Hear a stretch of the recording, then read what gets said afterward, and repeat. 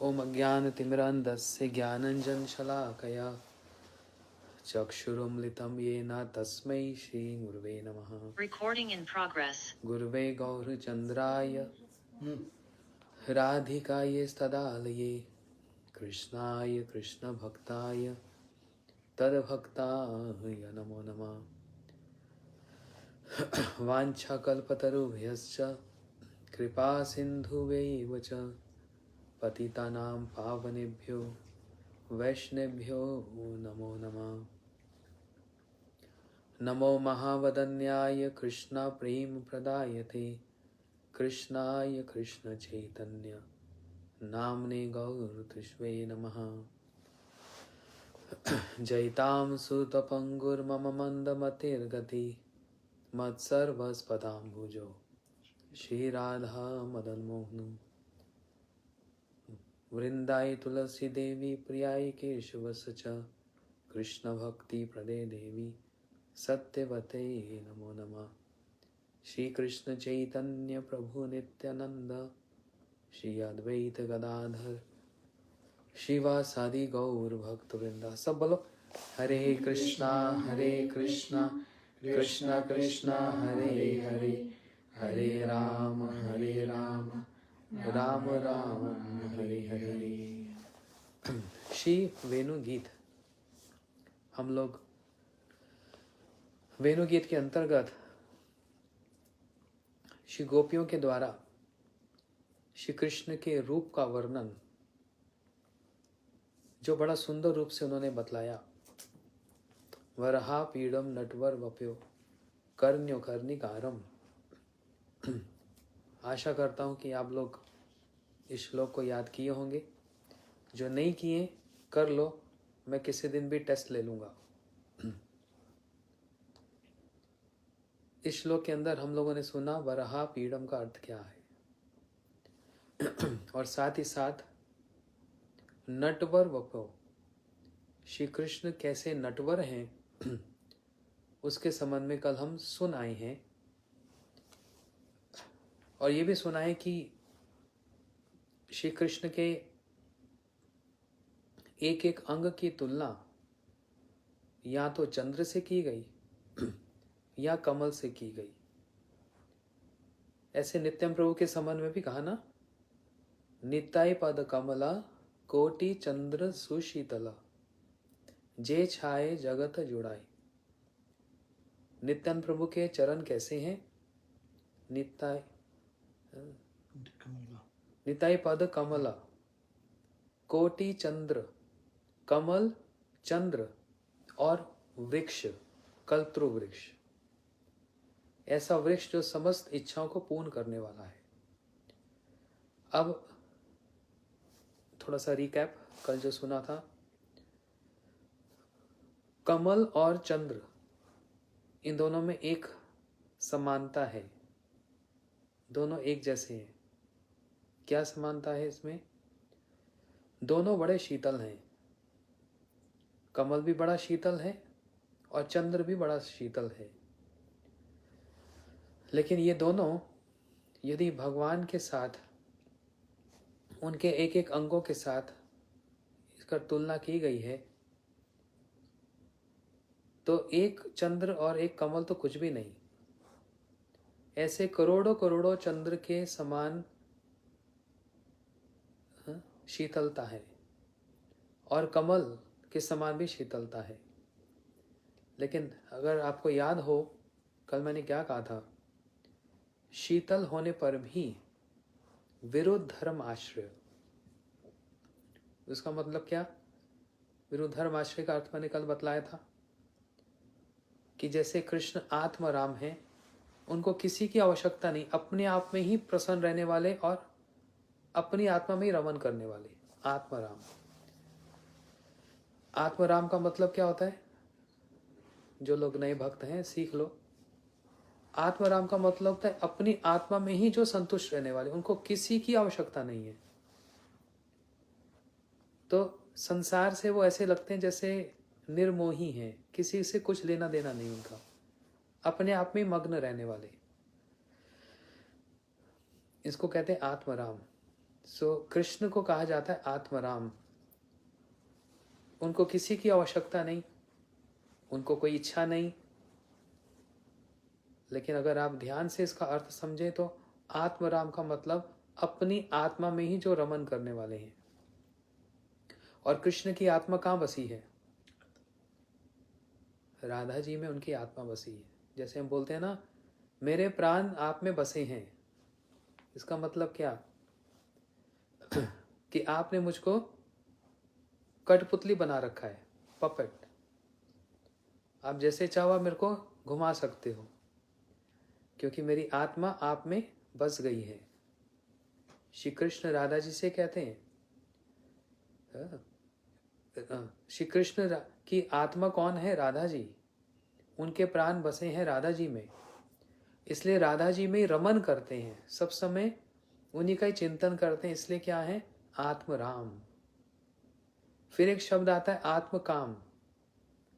आत्मकाम मतलब जिसको अपने सिवाय किसी और से कोई कामना ही नहीं है, किसी से और कोई इच्छा नहीं, कोई कामना नहीं। क्या ये बात सच है कृष्ण के लिए?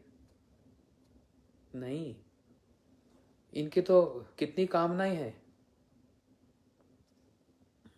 रास इनको रचाना है, कुंज में लीला इनको करनी है, और कितनी प्रकार की कामना। और ये सारी कामना पूरी करने वाली कौन है?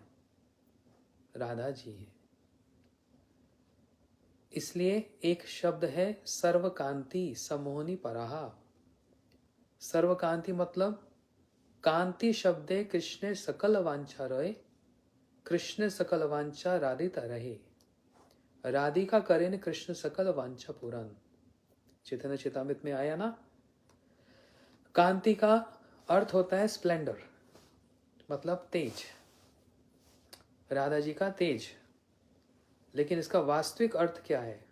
इन रियलिटी इसका मतलब क्या है? कांति शब्द का मतलब कांति शब्द का अर्थ है कृष्ण की समस्त इच्छाएं, समस्त इच्छाएं। और वो समस्त इच्छाएं कौन पूरी करती हैं? राधिका एका नाचा अन्यम, एकमात्र राधा जी करती हैं, और कोई भी कृष्ण की पूरी इच्छा पूर्ण नहीं कर सकता।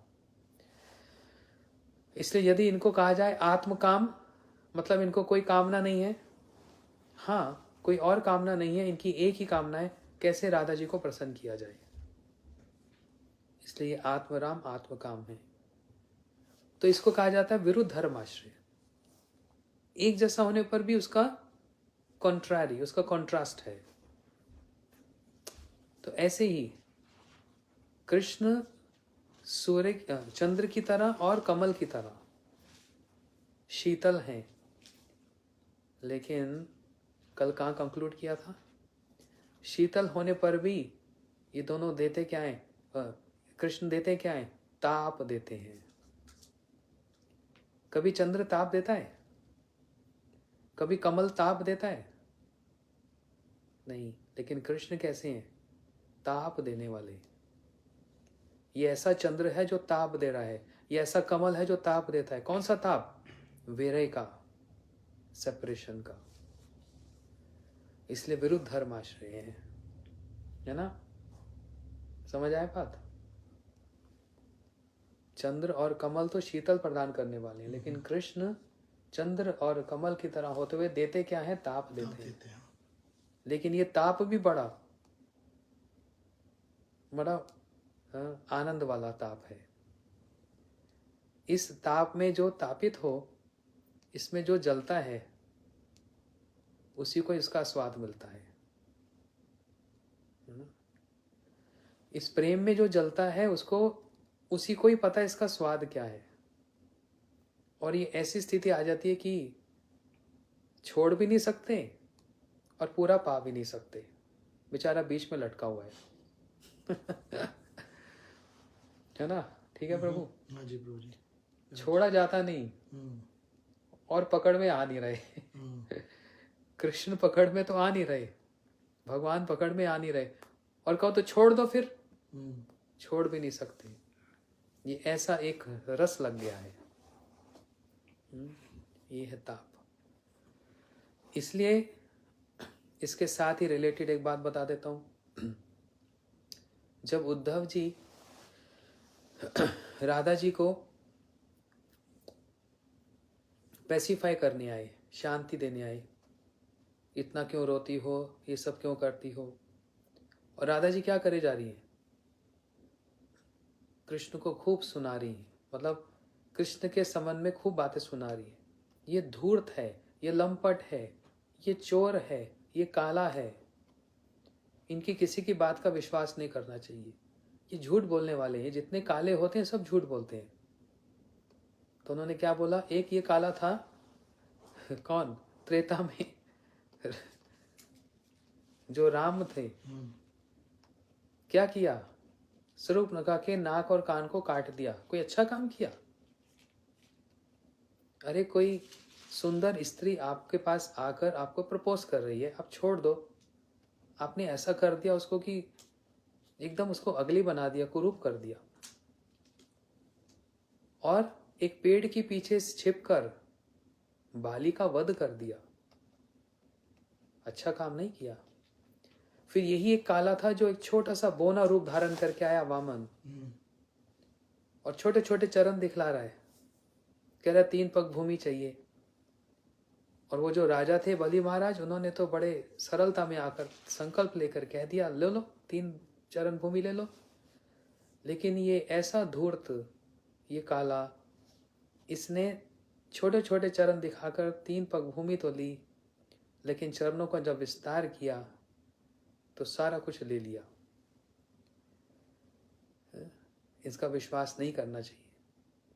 तो उद्धव जी ने कहा, मेरे को एक बात समझ नहीं आ रही, मैं जब से आया हूं आप उस काले के पीछे पड़ गई हो और कितना कुछ सुना रही हो कि विश्वास मत करो, ये इन्होंने ऐसा किया, इन्होंने ऐसा किया, तो छोड़ दो इनको।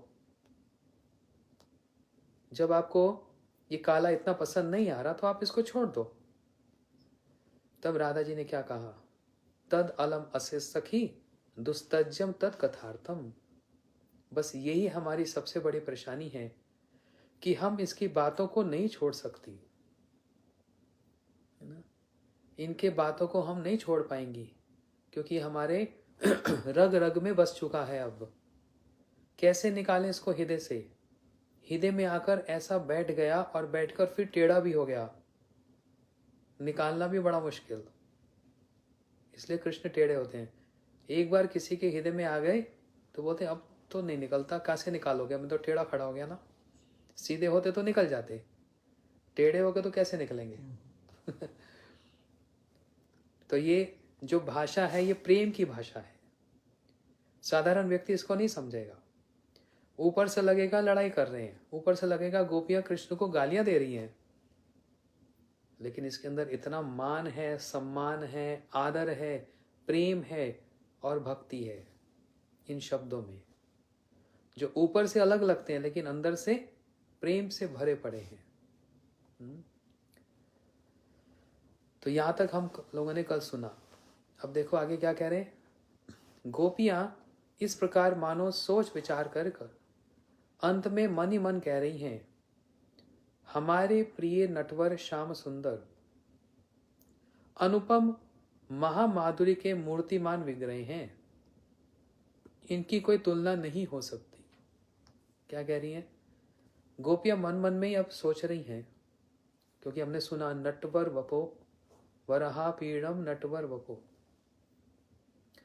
कृष्ण के रूप का जब चिंतन कर रही हैं तो गोपियां मानो सोच विचार करके अंत में बड़ा कुछ मंथन किया, चर्न किया उसको, और विचार करके फिर ये कह रही हैं, हमारे जो प्रिय हैं श्याम सुंदर कृष्ण, ये ऐसे नटवर हैं, सुंदर नृत्य करने वाले और माधुर्य के मूर्तिमान विग्रह हैं, एम्बॉडीमेंट ऑफ ब्यूटी, है ना। बार बार मैं कभी ये बोलता हूँ बात को कि अगर हम कहें कृष्ण बड़े सुंदर हैं तो इसमें भी थोड़ा सा एक दोष आ जाता है कि कृष्ण भी सुंदर है, कोई और भी सुंदर है, परंतु कृष्ण सुंदर नहीं है। सुंदरता ने कृष्ण का आश्रय ले रखा है। The beauty has taken shelter of Krishna. The beauty get beautified when it comes along with Krishna. वो माधुर्य भी सुंदर हो जाता है कृष्ण के साथ स्पर्श करने से। इसलिए कृष्ण की कोई तुलना हो नहीं सकती। किससे कंपैरिजन करें? बड़ी विडंबना है। किससे कंपैरिजन किया जाए? तुलना का कोई ऐसा स्थान ही नहीं है, कोई स्पेस ही नहीं है।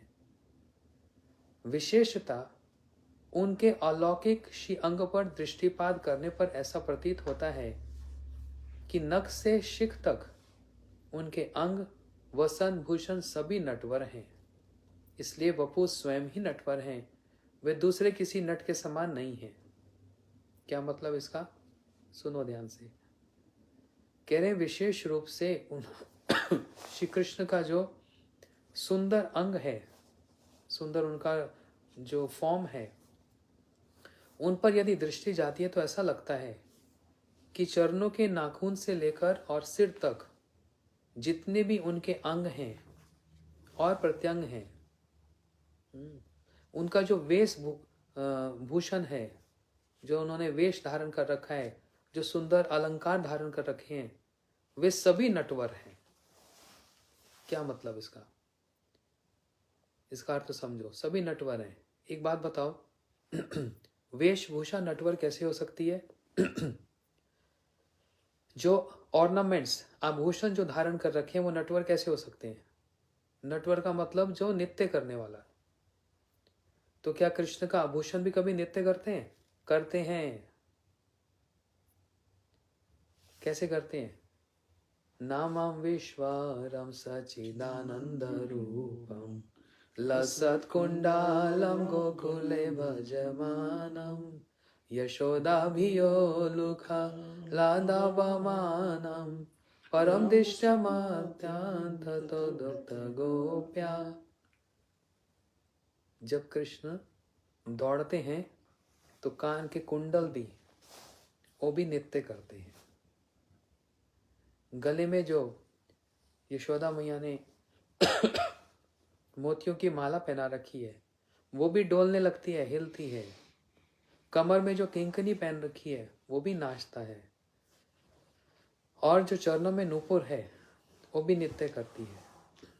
तो यदि चरणों से लेकर मस्तक तक श्री कृष्ण पर ध्यान से देखा जाए तो उनकी एक एक मुद्रा, एक एक उंगली, एक एक नख, एक एक हाथ, उनका सिर हिलाना, उनका मस्तक, और वो भी तो छोड़ो, उनके जितने आभूषण हैं, ऑर्नामेंट्स हैं, वो भी नटवर ही हैं। जैसे कृष्ण नटवर, उनके आभूषण भी नटवर हैं। क्यों? ये आभूषण कौन है? सखियां हैं ना। कृष्ण के जो वेश है, वस्त्र इत्यादि, वो बलदेव प्रभु। लेकिन निम्बार्क संप्रदाय में, जिसको सखी संप्रदाय कहा जाता है, उनमें ये वर्णन आता है कि सखियों की अलग अलग कैटेगरीज हैं। तो एक कैटेगरी है अंतर्गता, एक है अंतर्गता, और दूसरा सखी संगम, ऐसे एक शब्द है। इसका मतलब क्या? अंतर्गता मतलब कृष्ण के हृदय में और राधा जी के हृदय में जो भावना आ रही है, वो भी एक सखी है। वो भावना, जो इमोशंस हैं, वो जो फीलिंग्स हैं, वो ऑर्डिनरी सिंपल नहीं है। वो एक सखी है जो उनके हृदय में प्रवेश करके एक दूसरे के लिए वो भावना क्रिएट करती है। क्योंकि सखियों का काम ही क्या है? सेवा ही क्या है? जय जय राधा कृष्ण युगल मिलन, दोनों को मिलाना। सखियों का यही एक रोल है। इसलिए कृष्ण के हृदय में बैठकर राधा जी के लिए, और राधा जी के हृदय में बैठकर कृष्ण के लिए उद्दीपन, उद्दीपन क्रिएट करना, स्टिमुलेशन, उनकी भावना को और ज्यादा कंडेंस करना, और अंग संगनी, जो उनके अंग में, कान के कुंडल, हाथ में कड़वा, नाक में बेसर, ये जो भी पहनती हैं वे भी सखियां ही हैं। जो राधा जी के अंग से लगकर या कृष्ण के अंग से लगकर एक दूसरे के लिए और प्रेम को उत्पन्न करना है। अरे और कितना प्रेम बढ़ाएंगे बताओ, एक लिमिट होती है ना। प्रेम क्या कम है इनका? इतना ऊंचा तो किसी का प्रेम नहीं है, तो फिर और क्यों बढ़ाते हैं? बोलते यही प्रेम का एक गुण है, ये जितना बढ़ता है उतना लगता है कम। और सखियां क्या चाहती हैं? दोनों का परस्पर जो प्रेम है वो बढ़ता जाए, बढ़ता जाए, बढ़ता जाए। इसलिए कभी मिलन, कभी ना मिलन, कभी उनका मिलन होता है और कभी मिलन नहीं हो पाता, तभी वो प्रेम बढ़ता रहता है। सब समय मिलन होगा तो प्रेम बढ़ेगा नहीं। जहां पर बीच में एक ब्लॉकेज होगी तो वो प्रेम बढ़ेगा। तो सखियां जो गोपियां, कभी उनका मिलन करा देती हैं, कभी मिलन नहीं भी कराने देती। योग माया जी बहुत बड़ा रोल प्ले करती है इसमें, जिससे वो प्रेम बढ़ता जाए, बढ़ता जाए, बढ़ता जाए। तो फिर इन गोपियों को क्या मिलता है? ये तो असिस्टेंट है ना राधा रानी की। राधा कृष्ण के मिलन में इनको क्या मिलता है? बोलते इनको भी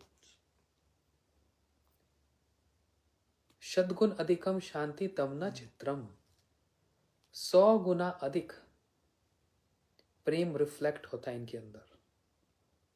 जब राधा कृष्ण दोनों का मिलन होता है तो गोपियों के अंदर 100 टाइम मोर, 100 गुना अधिक वो इमोशंस रिफ्लेक्ट होते हैं उनके अंदर। इसलिए जो इनके ऑर्नामेंट्स हैं, वसन भूषण, वे सभी नटवर हैं।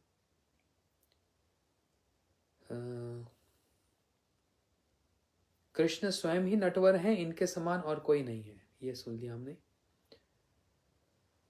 जिस समय कृष्ण अपने आयु के समान, जितनी उनकी आयु है, उन गोप बालकों के साथ, अपने सखाओं के साथ गैयों के पीछे पीछे वृंदावन में प्रवेश करते हैं, उसी समय उनकी नित्य कला विनिंदित स्वाभाविक नित्य भंगी से उनके दोनों चरण नित्य करते हैं। थोड़ी जटिल हिंदी है, इसको सरल करके बताता हूं। कहते हैं जब कृष्ण अपने सखाओं के साथ गैयों को लेकर वन में जाते हैं, गैयों के पीछे पीछे जाते हैं। कल की कथा सुनी आप लोगों ने? कल मैं क्या बतला रहा था? ये कृष्ण की कितनी गायें हैं? नंद बाबा की 9 लाख गायें, 900,000। इतनी गायें, और भगवान के पास और कोई काम नहीं था। ये भगवान है, इनका काम है ये गायें को घास चराना, जंगल में ले जाना, ये भगवान का काम है। तो इसके प्राइमरी एंड सेकेंडरी रीजंस, एक कारण मैंने ये सुना था वृंदावन में आज से 25 साल पहले, अभी मेरे को वो स्मरण है। गाय का एक एक जो रोम है, every hair, every pore is equal to 1 universe. वो एक एक ब्रह्मांड है। इसलिए कृष्ण का नाम है गोपाल, गायों को पालन करने वाले। तो 9 लाख गाय के अंदर कितने ब्रह्मांड होंगे? जब एक गाय के अंदर countless pores, right? In one cow there countless pores. So imagine 900,000. So he's maintaining and a maintainer of, अच्छा इंग्लिश क्यों बोल रहा हूँ? ये आप लोग सामने बैठे तो इंग्लिश निकल रहा है। तो इसलिए 9 लाख गैया के पास के अंदर कितने सारे ब्रह्मांड होंगे सोचो। उन सबको जो मेंटेन करने वाले वो हैं गोपाल। और दूसरा कारण मैंने कथा में पहले से मैंने बता रखा है कि गैया को लेकर जाने का क्या कारण है। प्राइम रीजन, गाय एक इंस्ट्रूमेंटल है, गोपियों से मिलने का एक बहाना है। क्योंकि घर से बाहर निकलने का एक बहाना तो चाहिए। क्या बोल के जाएंगे? बच्चे भी ऐसे होते हैं ना, मम्मी मैं जरा यहाँ जा रही हूँ, पिताजी मैं इधर जा रहा हूँ। कहाँ जा रहा हूँ? कुछ खरीदने जा रहा हूँ। काम कुछ और होता है और बोलते हैं खरीदने जा रहे हैं। तो कृष्ण भी इस तरह से गैयों को लेकर रोज जाना है। क्यों? ये तो गोपियों से मिलना कैसे होगा? गोपियों से मिलना कैसे होगा? इसलिए एक बहाना है। इसलिए गैया उसमें एक सहायता करती है। ऐसे बहुत बहुत से कारण हैं गैयों को लेकर वृंदावन में जाना। अब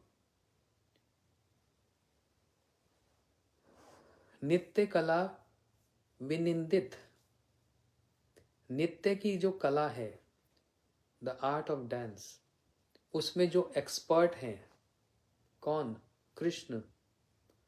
वो एक्सपर्ट होने पर भी जब वो चलते हैं तो अपनी एक्सपर्टीज नहीं दिखलाते, शो ऑफ नहीं करते कि मैं ऐसा सुंदर नृत्य करके चल रहा हूं। वो बात नहीं है। उनका चलना ही नित्य है, उनका स्वाभाविक चलना ही नित्य है। चरणों के मणिमय नूपुर। अच्छा, श्री कृष्ण के चरणों में क्या है? नूपुर, एंकल बेल्स, राइट। चरणों में मणिमय, और साधारण नूपुर नहीं, उसमें मनियां लगी हुई हैं। वो रुनझुन करते हुए नृत्य करते हैं। कौन नृत्य कर रहे हैं? चरणों में जो नूपुर धारण कर रखी है वो भी नृत्य करती है कृष्ण के नृत्य करने के साथ साथ। और स्वर्ण कांति से लगा हुआ उनका पीतांबर भी नृत्य करने लगता है। कृष्ण पटका पहनते हैं, वो पटका क्या है? पीतांबर। जब कृष्ण चलते हैं, जो उनका चलन नित्य के समान है, तो वो पीतांबर भी नृत्य करने लग जाता है। इसलिए वो पीतांबर कभी इधर जाता है, कभी इधर जाता है। और कटी किंकनी भी मधुर स्वर के साथ नृत्य करती है। किंकनी क्या होता है? वेस्ट बेल्ट, जो कमर में बेल्ट यशोदा मैया सुंदर सी एक मणि से बनी हुई एक किंकनी बोलते हैं उसको, वेस्ट बेल्ट, उसको पहनाती है। जब कृष्ण चलते हैं तो वो किंकनी भी मधुर स्वर से नृत्य करती है, क्योंकि उसमें आवाज निकलती है, छन छन छन छन। वो साधारण शब्द नहीं, वो मधुर स्वर से गान करती हैं और साथ साथ कृष्ण की नृत्य करती है। और उनके वक्षस्थल पर, भगवान के वक्षस्थल पर सप्त पुष्पों की ग्रथित वैजंती माला भी नृत्य करने लगती है। वैजंती माला में यहां पर बतला रहे हैं 7 अलग अलग रंग के पुष्प हैं। मैंने तो ऐसे 5 सुन रखा था गुरु जी से कि 5 प्रकार के भक्त हैं ब्रज के, लेकिन यहां पर बता रहे हैं सप्त पुष्प, 7 अलग अलग रंग के पुष्पों की जो माला है वो, और जो लंबी घुटने तक हो उसको वैजंती माला बोलते। ये भगवान को बड़ी प्रिय है। इसलिए आप लोग कभी पूछते हो ना, हम राधा माधव जी के लिए क्या सेवा करें? माताएं पूछती हैं। यदि सच में राधा माधव जी से प्रेम हो, महीने में एक बार उनके लिए वैजंती माला बनाओ अपने हाथों से। ये तो कोई भी बना सकता है। 7 या 5 अलग अलग रंग के फूल, अलग अलग रंग के, उन फूलों को धागे से अच्छे से परोकर, और लंबी हो जो गले से लेकर घुटनों तक, ये माला ठाकुर जी को पहनाओ। ये उनकी फेवरेट है, वैजंती माला। तो वो वैजंती माला भी नृत्य करने लगती है। वेणु रंध्रों पर उनकी 10 उंगलियां भी विचित्र गति से नृत्य करने लगती है। अच्छा, हाथ में वेणु धारण कर रखी है ना, और वेणु जब धारण कर रखी है, यहाँ तो ऐसे वेणु, और इधर उंगलियों से वो जो छिद्र हैं, जो होल्स हैं, उसको बजाते हैं, तभी तो स्वर निकलेगा। तो वो उंगलियां भी उन छिद्रों पर, उन होल्स पर नृत्य करने लगती है। ऐसा वर्णन कर रहे हैं।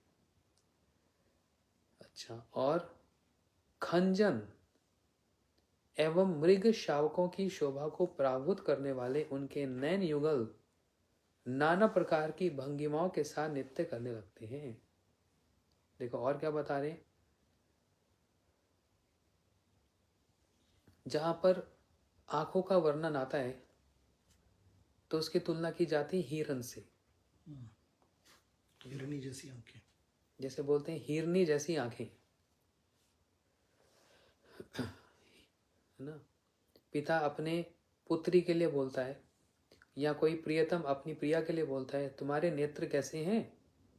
हिरनी जैसे नेत्र हैं। जैसे भागवत जी में दक्ष प्रजापति की कथा आती है।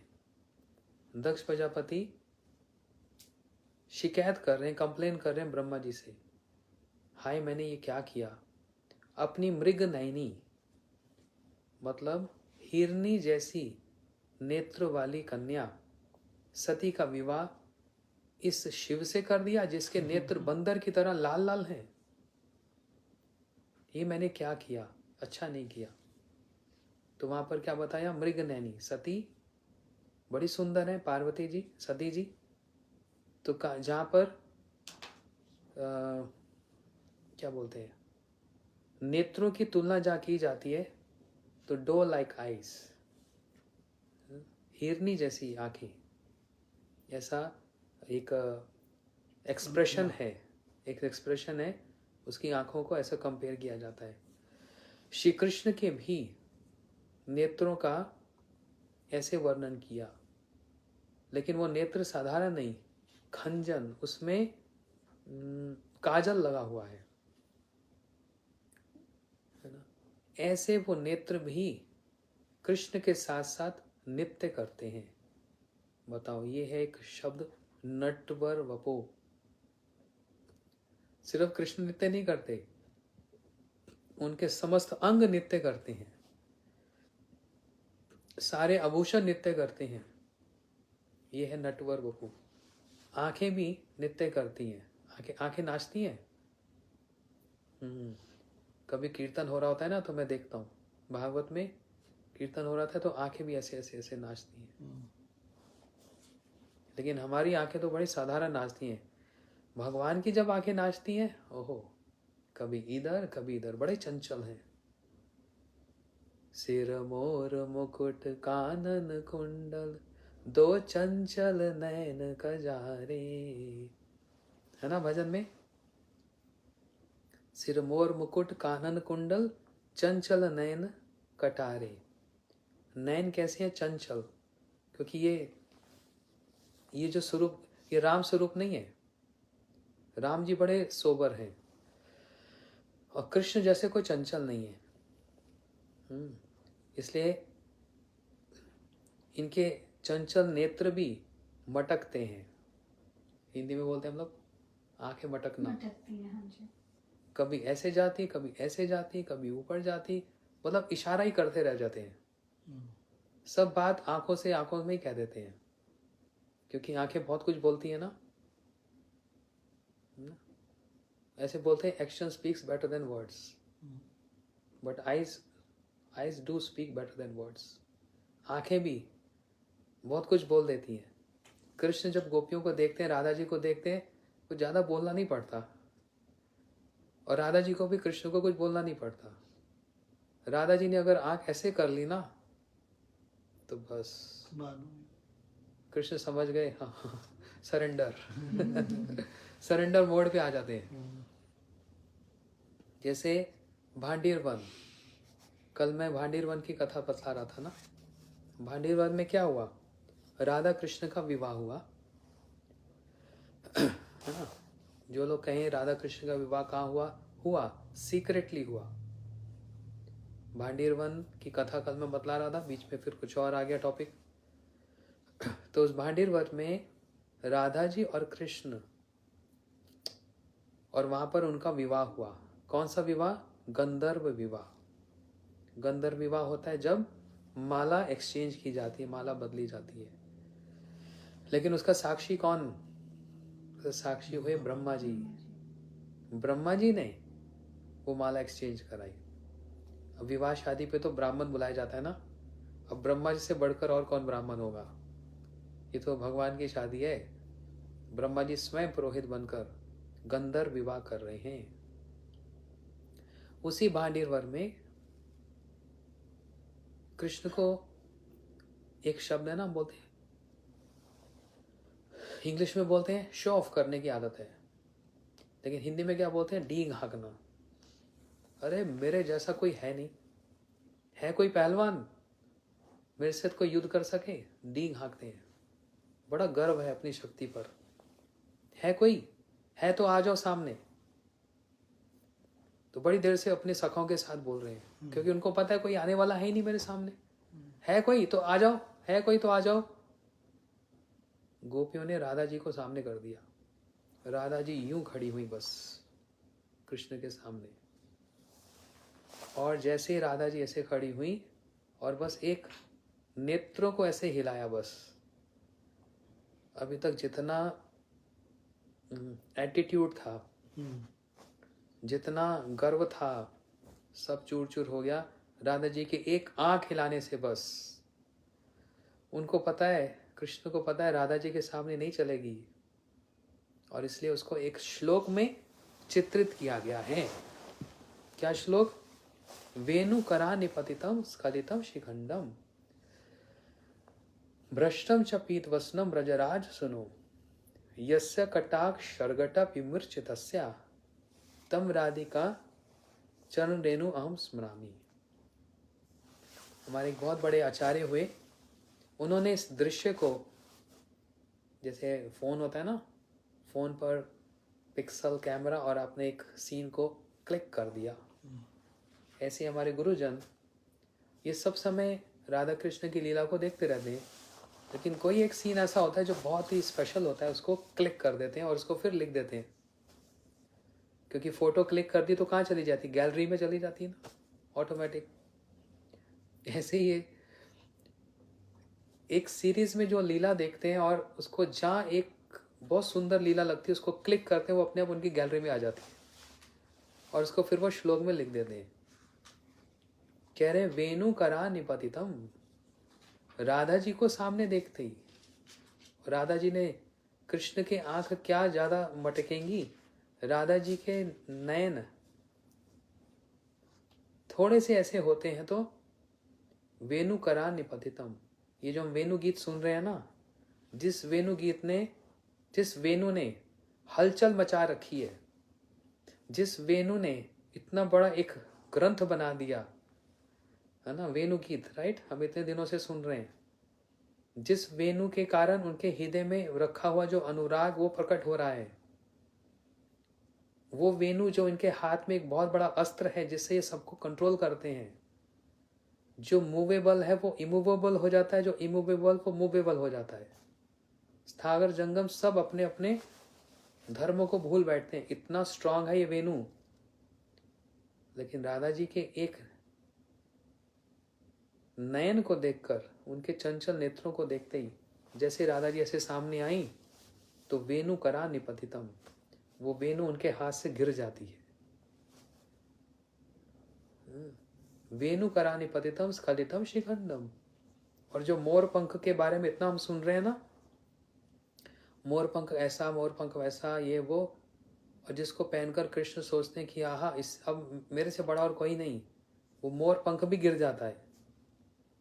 और तीसरा जो उनका सिंबल है, गले में पीतांबर धारण कर रखा है, वो पीतांबर भी गिर जाता है। भ्रष्टम च पीत वसनम ब्रजराज सुनो यस्य कटाक्ष शर्गटा विमूर्छितस्या। और राधा जी ने धनुष बाण चलाया। धनुष बाण क्या चलाया? उनकी ये जो भौं है ना, ये है धनुष, है ना। धनुष समझते हैं कैसा होता है? सीधा होता है ना, ऐसे टेढ़ा होता है। राधा जी की भौं ऐसी हैं एकदम धनुष की तरह, और आंखों से जो कटाक्ष जाता है, कटाक्ष समझते हैं, जो देखना, वैसे जैसे एक क्या बाण मार रहे हैं, एक एरो, एक बाण फेंका जा रहा है। इसलिए ऐसा देखा ना मोर पंख गिर गया, हाथ से वेणु गिर गई और पीताम्बर गिर गया, और तो छोड़ो स्वयं ही नीचे गिर गए। पूरा भूमि पर स्वयं नीचे गिर जाते हैं। बोलते हैं जब नीचे गिर जाते हैं तो राधा जी ऊपर आके ऐसे खड़ी हो जाती है। कौन जीता? बड़ा बोल रहे थे कुश्ती लड़ेंगे, मल युद्ध करेंगे, बताओ कौन जीता? गोपियों ने पूछा कृष्ण से, बताओ कौन जीता? कृष्ण बोले जिसकी नाक ऊंची वो जीता। बताओ किसकी नाक ऊंची? कृष्ण बोल रहे मेरी नाक ऊंची, देखो मैं तो ऐसे ऊपर गया और राधा जी ऊपर से ऐसे नीचे देख रही, इनकी नाक नीची हो गई, तो ये तो हार गई, मैं जीत गया।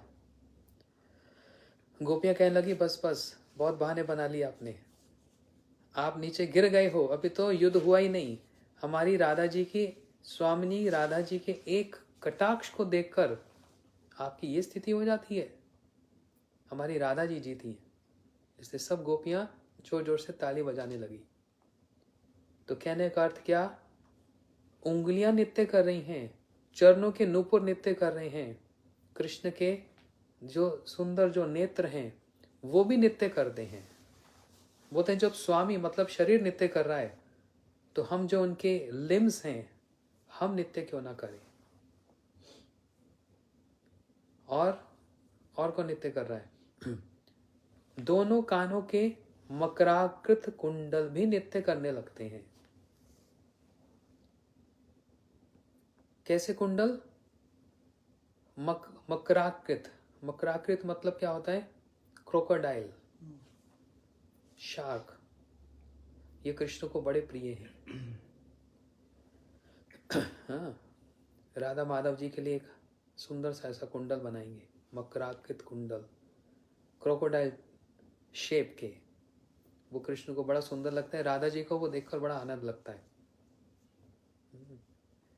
तो दोनों कानों के जो मकराकृत कुंडल भी नृत्य करने लगते हैं, वो कुंडल भी हिलने लगते हैं, ऐसे ऐसे नृत्य करते हैं। और सुनो कितना सुंदर वर्णन हुआ। गमन वेग से विक्षिप्त काली काली अलकाएं भी ललाट के ऊपर नृत्य करने लगती हैं। क्या मतलब? कृष्ण जो चल रहे हैं जल्दी जल्दी, गमन वेग, उनका जो चलने का जो स्पीडिंग है, जो स्टाइल है, इतनी तेज चल रहे हैं, नाच नहीं रहे, सिर्फ चल रहे हैं। तो उनकी काली काली अलकाएं, मतलब मैं बता रहा था घुंघराले बाल जो ऐसे लटक रहे हैं दोनों तरफ से, वो भी ललाट के ऊपर, मतलब ये माथे के ऊपर वो अलकाएं भी हिल रही हैं और नृत्य कर रही हैं। फिर और क्या? सिर के ऊपर, मस्तक के ऊपर जो मोर पंख है वो भी ऐसे ऐसे ऐसे ऐसे नृत्य करने लगता है। कभी ऐसे ऐसे नृत्य करता है, कभी ऐसे ऐसे नृत्य करता है। कल की कथा में बता रहा था, मोर पंख धारण करते हैं ऐसा बिल्कुल सीधा, और ऐसा धारण करके क्या इशारा कर रहे हैं? मैं किसी से कम नहीं हूं। ये नहीं सोचना कि आप ही सब समय जीतोगी। राधा जी को इशारे इशारे में बात हो रही है, अभी मुंह से नहीं कहना होता ना, इंगित करना होता है, इशारा करना होता है। मोर पंख सीधा धारण करते हैं तो मतलब क्या? मैं किसी से कम नहीं हूं, मेरे को कम नहीं समझना।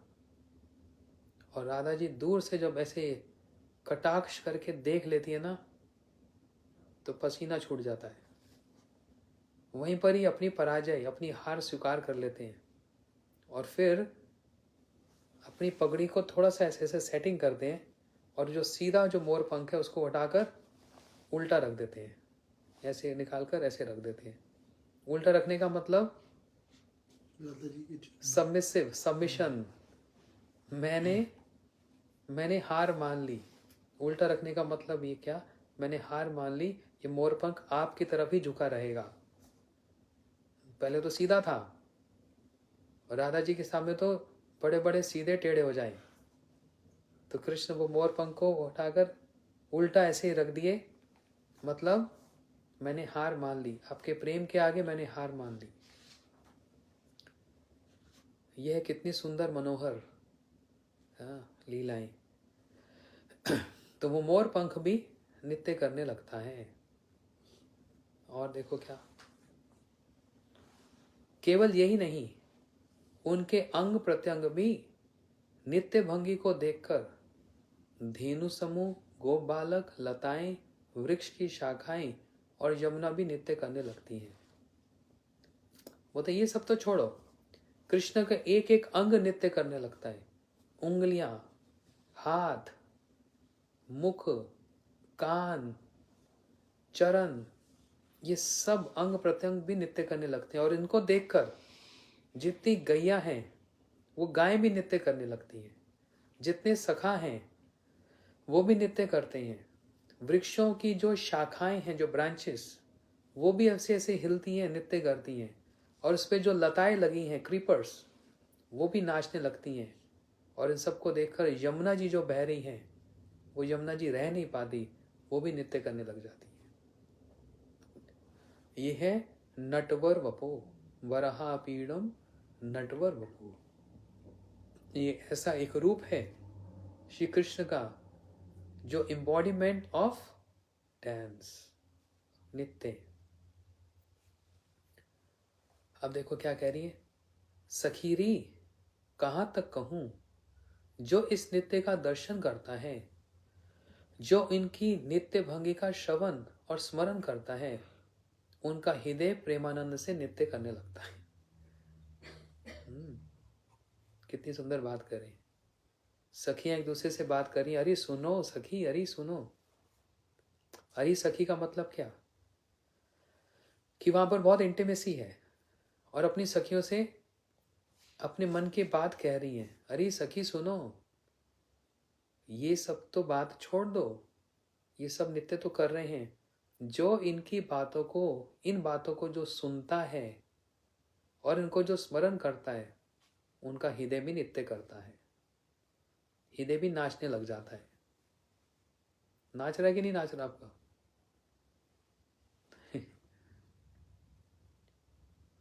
इसलिए भजन में क्या गाया, दया निताई चैतन्य बोले नाचे अमर मन, नाचे अमर मन, नाचे अमर मन, दयाल निताई चैतन्य बोले नाचे अमर मन। और राधा नाचे, कृष्ण नाचे, नाचे गोपीगण, मन मेरा बन गए और सखी पावन वृंदावन। इस तरह से उसका हृदय भी नाचने लगता है, जिसके हृदय में ये सब स्मरण होता है। ये सखियां एक दूसरे से मिलकर कृष्ण के इस नित्य कौशल को, उनके नित्य करने की जो शैली है, जो अनपैरेलल, इनके समान, इनका तुल्य किसी से किया नहीं जाता, उसका ही स्मरण करते हैं। और तो छोड़ो, इन्होंने सांप के फनों के ऊपर भी नृत्य किया, जो कि आसान है। कोई सांप के ऊपर नृत्य कर सकता है? अभी हम लोग कार्तिक परिक्रमा में थे गोवर्धन में, तो वहां पर देखा 2 डंडे और उसके बीच में एक रस्सी, और रस्सी के ऊपर 8 साल की एक बच्ची हाथ में डंडा लेकर सिर्फ चल नहीं रही, म्यूजिक के साथ साथ नृत्य कर रही है। ऐसे ऐसे ऐसे ऐसे ऐसे हिल रही है। कैसे इतना बैलेंस हो सकता है? तो हम जब परिक्रमा कर रहे थे, हमने देखा और देखते देखते फिर स्मरण हो गया, एक साधारण सी 8 साल की बच्ची एक रस्सी के ऊपर और डंडा पकड़ के नृत्य कर सकती है। और जब कृष्ण कालिया के ऊपर नृत्य करते हैं, वो भी कोई बहुत बड़े थोड़ा, उस समय 6 साल के, सिर्फ 6 साल के कृष्ण, कैसा सुंदर काला श्याम उनका रंग, पीतांबर धारण कर रखा हुआ, मोरपंख धारण कर रखा, जमुना जी भी कैसी काली, और कालिया सांप भी कैसा, वो भी काला। बड़ा अच्छा मैच है, सब काले काले यहाँ पर। कृष्ण जमुना जी में कूदे तो कलर के साथ मर्जी हो गए, काले काले हो गए। और कालिया सांप ने देखा जैसे मैं काला ऐसा एक और काला। यहाँ पर आप भी सोचो कि मैं काला के पीछे क्यों पड़ गया इतना। यहाँ कोई रेसिज्म नहीं है। Black life matters. Black life matters. Black life matters. Radha ji गोरी है ना। तो आप सोच लो आप कौन से कैंप में हो। आपको काला पसंद है कि गोरे पसंद है? हाँ, अपनी अपनी पसंद है। हमको तो गोरी पसंद है। गोरी मतलब राधा रानी। हमको क्या, सारे गौड़िया भक्तों को अगर दोनों की कंपैरिजन किया जाए तो राधा जी ही श्रेष्ठ हैं। लेकिन वो राधा जी किसको समर्पित हैं?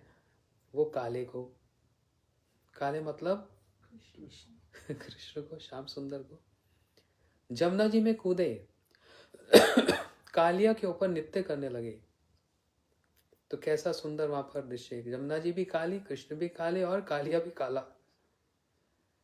जब नृत्य कर रहे हैं तो उसका भाव एक भजन में हम लोगों ने गाया था ना, तांडव गति मुंडन पर नाचत गिरिधारी, नाचत गिरिधारी, नाचत गिरिधारी, तांडव गति मुंडन पर नाचत गिरिधारी। ऐसा नृत्य कर रहे हैं कि नारद जी, शिव, सनक आदि ये सब बस देख रहे हैं। मम मम मम महादेव, वो भजन है ना, अभी तो लिरिक्स नहीं है। खैर, नम नम नम नारद मुनि, सन सन सक सनक आदि, हाथ दिए ताली, तांडव गति मुंडन पर नाचत गिरिधारी। तो सोचो उस समय गिरिधारी कृष्ण यदि नृत्य कर रहे हैं तो सिर्फ कृष्ण नृत्य नहीं कर रहे, उनका पीताम्बर, उनके कान के कुंडल, मोर पंख, उनके नेत्र, आंखें, उनके हाथ, चरणों में नूपुर, ये सब नृत्य कर रहे हैं। और इस नृत्य को देखकर भक्तों का हृदय भी नृत्य करने लगता है। तब भी कुछ लोग बोलते हैं भगवान नहीं, कुछ लोग बोलते हैं आप लोग कीर्तन में नृत्य क्यों करते हो, चुपचाप बैठकर कथा सुना करो। तो ये नृत्य करने की जो कला, ये तो सभी करते हैं। मीरा जी ने नृत्य किया, शिव नृत्य करते हैं नटराज होकर, सारे भक्त नृत्य करते हैं संकीर्तन में, क्योंकि स्वयं भगवान भी, स्वयं कृष्ण भी नृत्य करते हैं। और जब कृष्ण नृत्य करते हैं साथ में राधा जी और गोपियां नृत्य करती हैं, तो जब राधा जी और गोपियां नृत्य करती हैं तो किसका नृत्य सबसे सुंदर होता है? किसका नृत्य सबसे सुंदर होता है? हाँ, कृष्ण का नृत्य सुंदर नहीं, राधा जी का नृत्य सुंदर होता है। गोपियां भी राधा कृष्ण के साथ नृत्य करती हैं, चारों तरफ मयूर आकर नृत्य करते हैं, है ना। राधा जी मयूरी बनी ना एक बार, और कृष्ण मयूर बने कहाँ पर? बरसाने में। बरसाने में जहाँ पर मोर कुटीर है, मोर कुटी में राधा जी मान करी हुई है, कृष्ण बड़ी देर से मना रहे हैं। अरे बात तो सुनो, मैंने तो चंद्रावली नहीं चंद्र कहा था, याद है कल सुनाया था। और राधा जी मान करने लगी, मेरा मुंह क्या चंद्र जैसा है, दाग है मेरे मुंह में।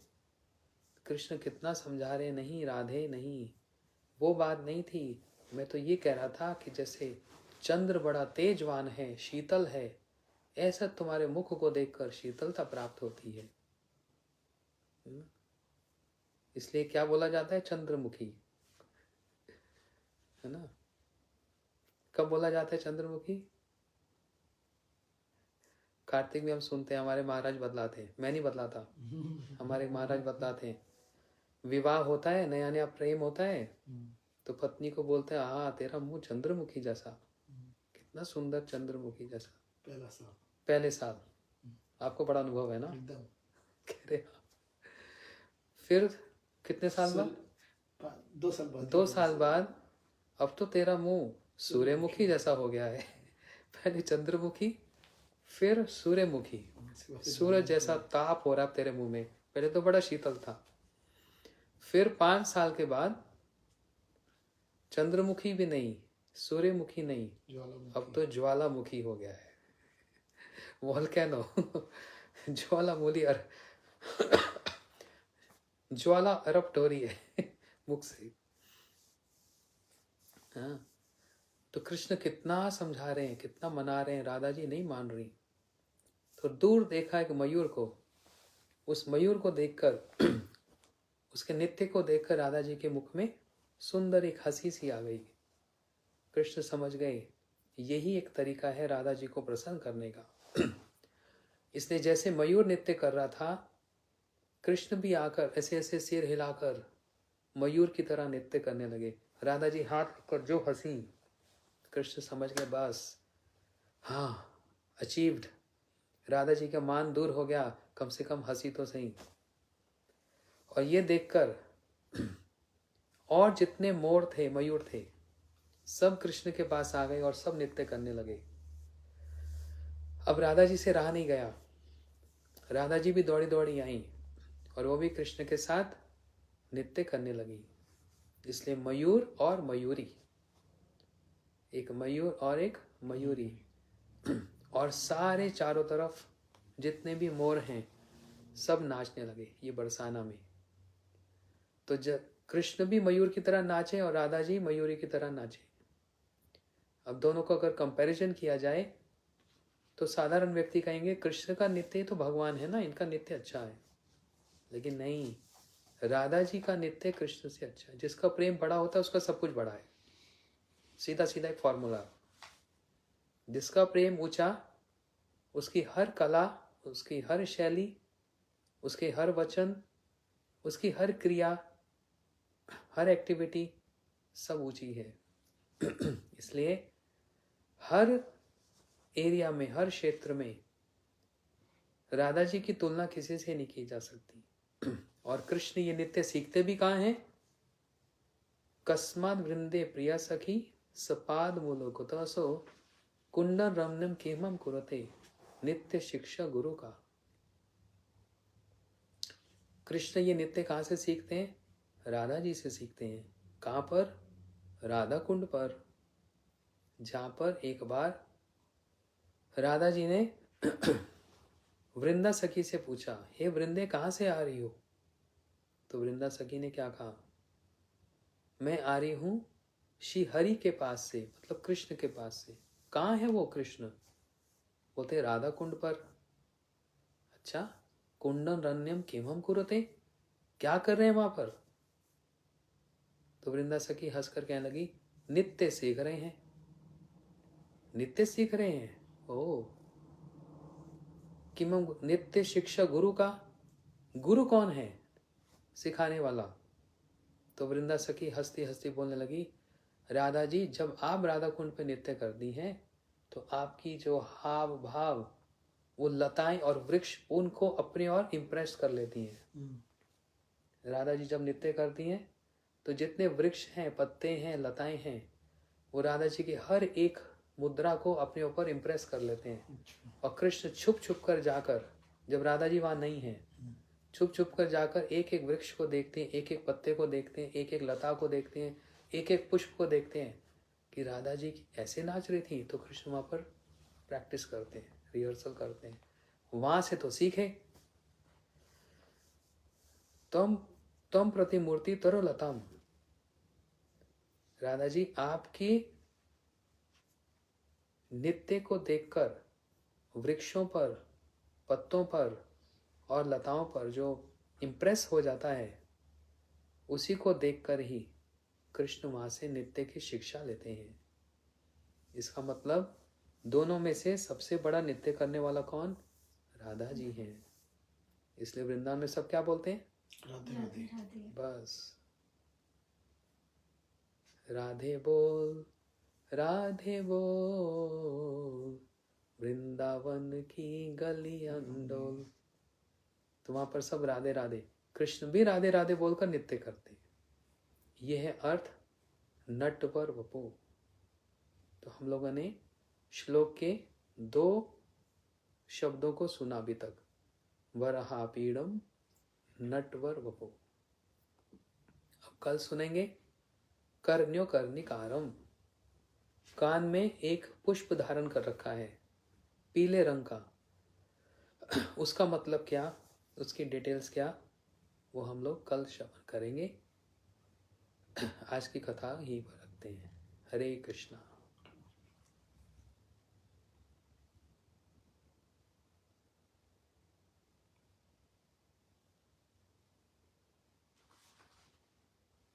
एकदम 12 बजे। 12 बजे।